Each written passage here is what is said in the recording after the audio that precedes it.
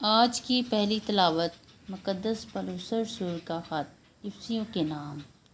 چوتھا باب 1 تا 7 اور پھر 11 تا 13 آیت۔ پس میں جو خداوند کے لیے قیدی ہوں، تم سے التماس کرتا ہوں کہ جس بلاوے سے تم بلائے گئے تھے اس کے مطابق لائق طور سے چلو، کہ کمال فروتنی اور ملائمت اور صبر سے محبت میں ایک دوسرے کی برداشت کرو، اور کوشش کرو کہ اتحاد روح صلح کے بند سے بندھا رہے۔ ایک ہی بدن ہے اور ایک ہی روح،